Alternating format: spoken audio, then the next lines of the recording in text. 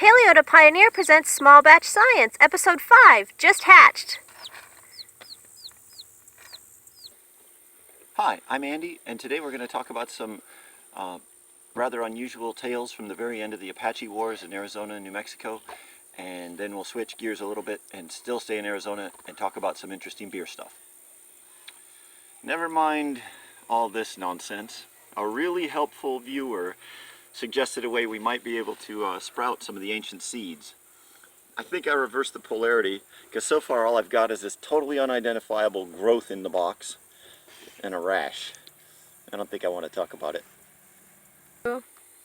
So today's talk is really a companion to the, or a visual companion to the longer blog post I made on paleotopioneer.com about some interesting tales from the Apache Wars and Apache beer in the 20th century in Arizona. Start out with a bunch of interesting tales from James Cook, who was a cowboy, Indian fighter, rancher, ended up with an incredible fossil locality on his ranch in Nebraska. It's now a national monument or park. At the time I started finding out about him in the books that I managed to pick up about the Apache Wars and such, had no idea. I was young and didn't think about it at the time, but his son ends up finding, this is a plastic cast, but he finds this Folsom Point in with the bones of the extinct bison at Folsom. So a very interesting connection that you would of course expect in history, because history's full of them. Well, there's a funny long story in there that I put in, and that's well worth a read. I recommend it highly. We'll skip back to the 1880s again, the year after the story that Cook tells, that I retell in there, to 1886, when Neche's band of Chiricahua Apache finally capitulate and agree to surrender and basically come to peace. So Geronimo and Neche are the two most famous, but of the 30 or so people that came in. But on top of everything, more weird things happen. Nelson Miles ended up shipping them out of Arizona basically for their own safety, because people in Arizona were very unhappy with them, and they might not have lived if they had stayed in Arizona. He was told not to do it by President Grover Cleveland, and they all got angry about it and yelled at each other and avoided each other and sent telegrams all around the world, and finally settled on putting those 34 people in Fort Sam Houston in San Antonio for a while. So Geronimo ends up there. There's a story in this 1986 Journal of Arizona History about the interpreter, George Ratton, who went with them. In there's a little incident that says sometime within, it says in here, within a week of the actual surrender, that these guys went on a tour of the Lone Star Brewery. And we bogged down for a moment on the first post that I made on Paleo to Pioneer about the importance of using original sources, because Ratton's son, who wrote this, cites a dissertation from 1968 from Texas Christian University by a guy named Goodman, who went to the same high school I did. And he tells the tale as well in the 60s, but doesn't actually provide a source. So I think it's apocryphal. It's probably real, but there is no original source for the actual tale that they toured the Lone Star Brewery. I bet it's real, and I'm working on finding all the individual newspapers, but so far no luck. And why would you make that up? It's so easily, discernible.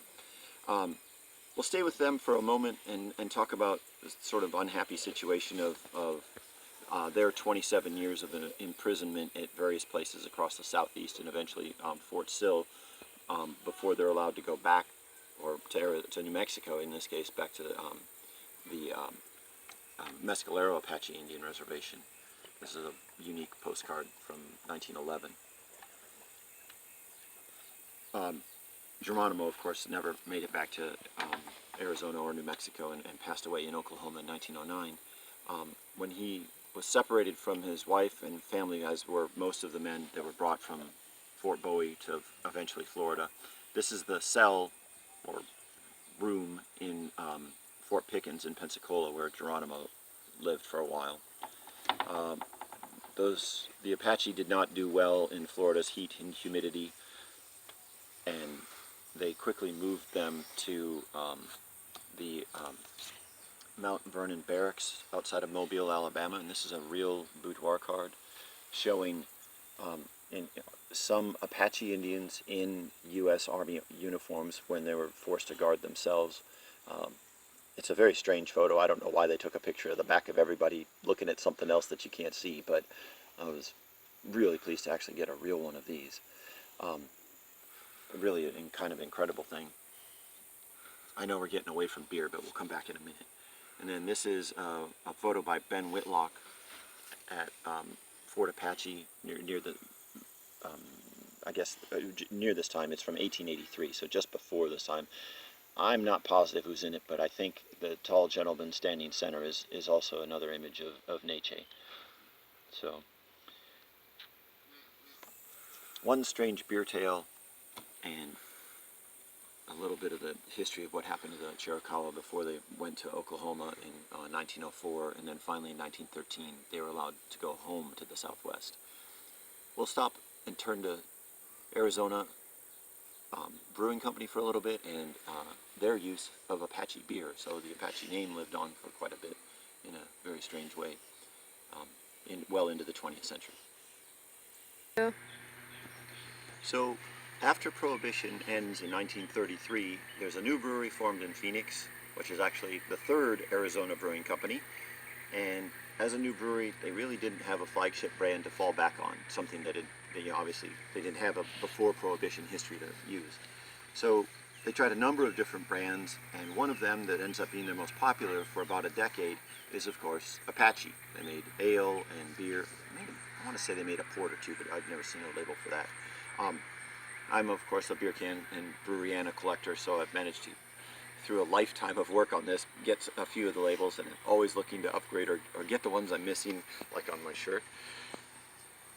A little bit sad to segue from where we were to the name being used in advertising, but it's a pretty interesting story in and of itself, and they made a number of labels. Like I said, they changed the designs over the years a little bit. They even made cans for a very brief period in 1936 or so. They're very, very hard to find. This is from a real famous collection up north. That's what that can's supposed to look like. There's a handful of them, maybe a six-pack about that nice, and there's about a case in the condition that mine is in. The case is pretty tough, and I hopefully you don't see a lot of those around very much, and a little bit of other Breweriana, some salt and pepper shakers, opener, some letterhead. I don't mean to plug it too much, but I'm always looking for interesting Apache and Arizona beer stuff too.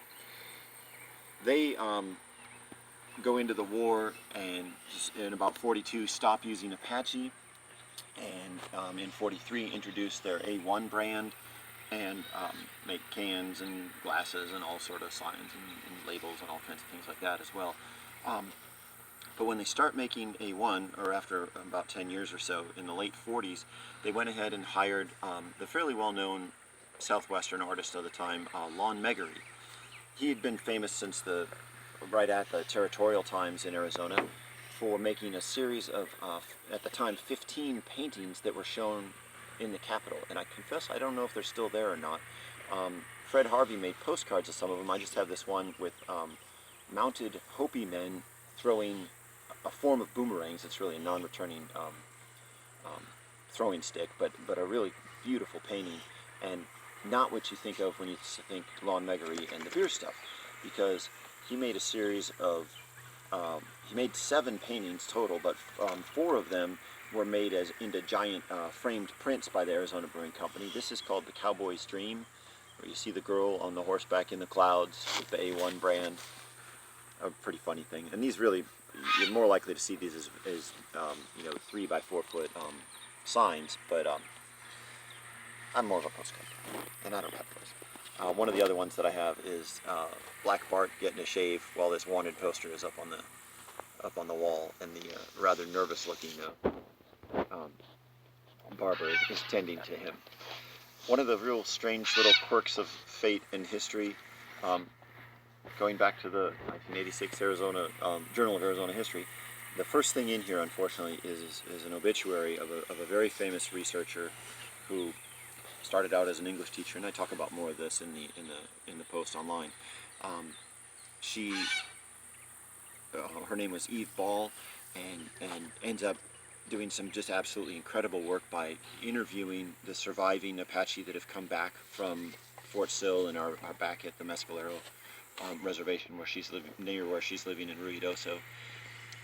Before she found her niche doing that, though, she'd been an English teacher bouncing around the Southwest and Kansas and whatnot, and bought La Hermosa Inn from Montgomery in 1941, and ran it for a year or so, and decided she didn't want to do that and wanted to write, and then moved, from Arizona to New Mexico.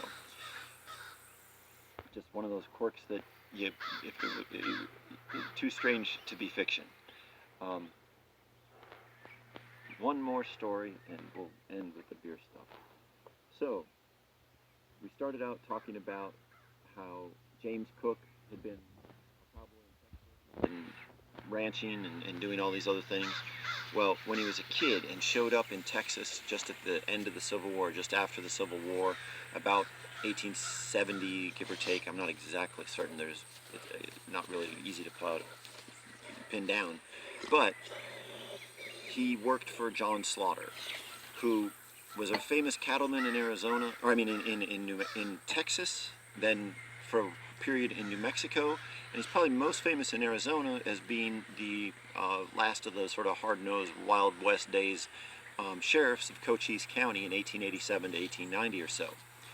Well, along about 1903, and I confess I'm greatly and deeply indebted to my friend Ed Sipos, who wrote the wonderful book Arizona Brewing, and I've used a lot of his dates and information for the Apache and A1 information, and he found a story that's basically unknown in the world of beer. At the end of 1903, John Slaughter and some other guys tried to organize the Arizona Brewing Company No. 2. The first one had been going for 20 years up in Prescott.